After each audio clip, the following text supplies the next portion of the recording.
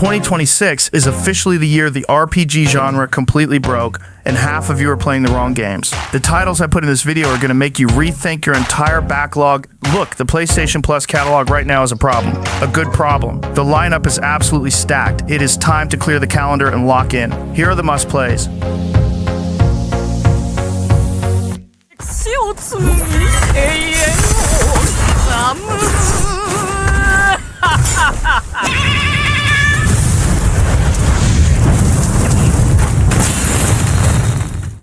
Alright, this is Wuchang, Fallen Feathers, and this visual powerhouse demands your attention. Lindsay crafted a Souls-like set during the late Ming Dynasty that looks absolutely jaw-dropping. The lighting and particle effects when you clash swords are top tier.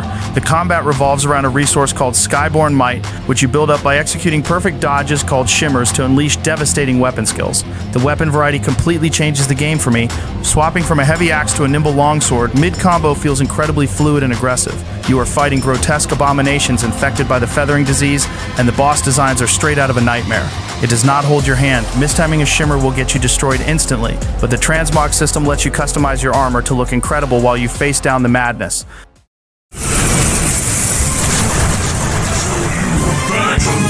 Dangerous one in there. It's showtime. Make way for the Fist of the Phantom. Get serious.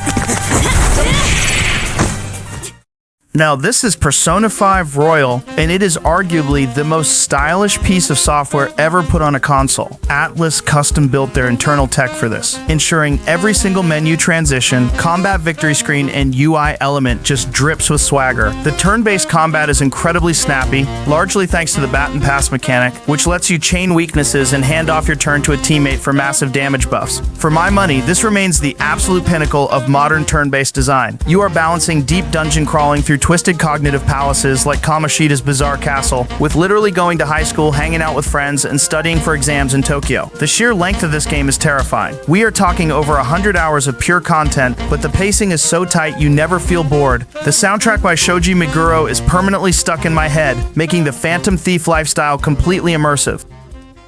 Okay, this is the Thaumaturge, and this is the sleeper hit you probably scrolled right past. Fool's Theory leveraged current generation rendering to drop you into a beautifully grim supernatural version of 1905 Warsaw under Russian rule. You play as Victor, a detective who can summon and control these terrifying folklore demons called Salateurs. The combat system here stands out as an incredibly refreshing take on turn-based battles. You use these Salateurs like the Upir, which leeches health from enemies to exploit specific mental flaws in your opponents. The whole game revolves around your pride. The more you give into your supernatural arrogance, the more powerful you become, but it severely alienates the people around you. The detective mechanics let you read the lingering emotions on objects to solve mysteries, which is genuinely fascinating. It is a slow burn, but the dark, gritty atmosphere and the morally great choices make it completely stand out from typical fantasy tropes. So this is Final Fantasy VII Remake, and it is how you completely reimagine a classic from the ground up. Square Enix pushed their development pipeline to its absolute limits here, making Midgar look unbelievably detailed. The lighting pouring through the slums of Sector 7 is gorgeous, but what truly makes this essential is the combat system. It perfectly marries real-time action with tactical menu commands using the active time battle gauge. Hitting an enemy with their specific elemental weakness until they break, and then dropping Cloud's braver attack on them is endlessly satisfying to me. The boss fights, especially the absolutely chaotic Hell House battle, force you to constantly switch between your party members and manage your material loadouts intelligently. Every swing of the Buster Sword feels incredibly weighty and impactful. It expands a tiny fraction of the original story into a massive cinematic epic that hooks you from the opening bombing mission and never lets up.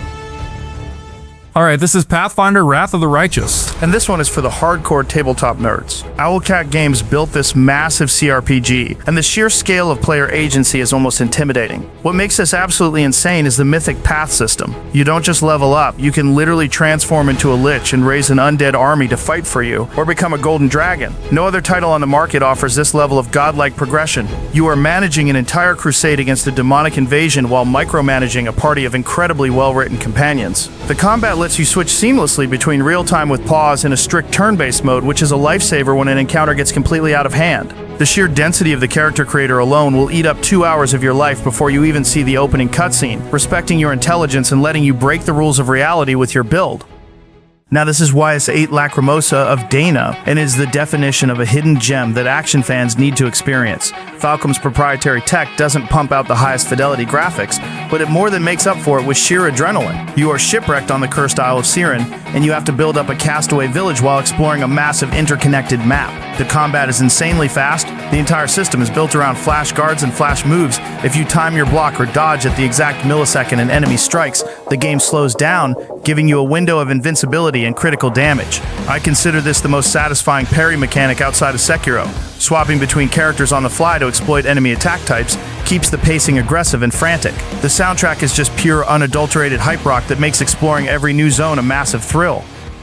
Okay, this is like a Dragon Infinite Wealth, and it is pure unfiltered chaos in the best way possible. The franchise finally leaves Japan behind and drops you right into the vibrant, sun-soaked streets of Hawaii. The combat takes the turn-based foundation from the previous entry and perfects it by allowing you to manually position your characters before striking. It completely changes the flow of battle. The side content here outshines most full-price releases in my eyes. You can spend 50 hours alone just playing the Dondoko Island Resort Builder or capturing weirdos on the street for the Sujimon battles. Playing as Ichiban Kasuga is a joy. He is an aggressively optimistic protagonist navigating a wild new environment. It seamlessly blends heavy emotional Yakuza drama with absolute absurdist comedy, like summoning a flock of pigeons to attack a thug. The sheer volume of things to do, see, and fight in Honolulu makes this an absolute monster.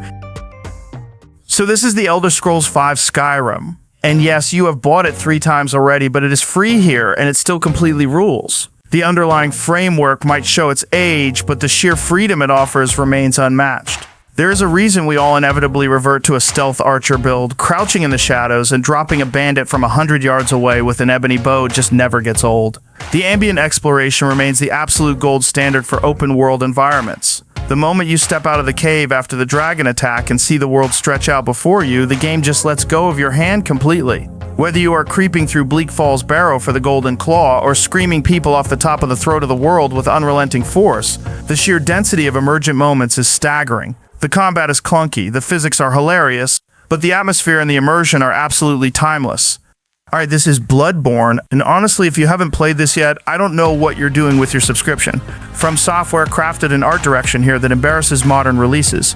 You aren't hiding behind a shield, the rally mechanic literally forces you to play aggressively, rewarding you with health back if you immediately strike after taking damage. The combat flow feels far superior to Elden Ring for my specific playstyle. There is nothing quite like transforming the Saw Cleaver mid-combo to tear through beasts in the twisting streets of Yharnam. The sound design alone when you land a critical hit on a boss is absurdly satisfying.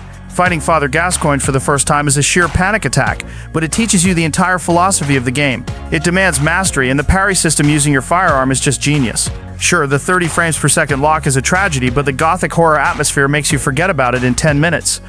And finally, this is Undertale, and it is the title that completely shattered what we expect from this genre. Toby Fox proved once and for all that you do not need millions of polygons to tell an unforgettable story. The combat system is completely subversive. It blends traditional turn-based menus with intense bullet hell minigames where you physically dodge enemy attacks with a small heart cursor. But the absolute brilliance here is that you never actually have to eliminate a single enemy. The mercy mechanic, where you talk, flirt, or joke your way out of fights to spare monsters, is one of the most innovative design choices in gaming history. Every choice you make permanently alters the world around you, and the game explicitly remembers your actions even if you reload a save file to try and undo a mistake. It is a brilliant, deeply emotional deconstruction of the entire formula. The industry is currently obsessed with chasing photorealism and bloated budgets, but looking at this lineup reminds us that pure mechanical depth and actual player agency will always be king. The genre is shifting back to systems that respect your time and creativity. What game did I completely disrespect by leaving it out of this video? Let me know in the comments. Hit the like button if you enjoyed, subscribe if you know what he's on, and until next time, this has been Touzo, and I'll talk to you guys in the next video.